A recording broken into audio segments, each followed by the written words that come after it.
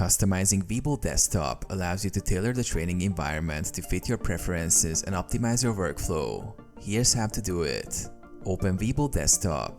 Log in. Start by launching the Webull Desktop application and logging into your account. Customize layout. Adjust panels. Click and drag the edges of different panels to resize or reposition them according to your needs. Add or remove panels. Access the layout or view menu to add or remove panels.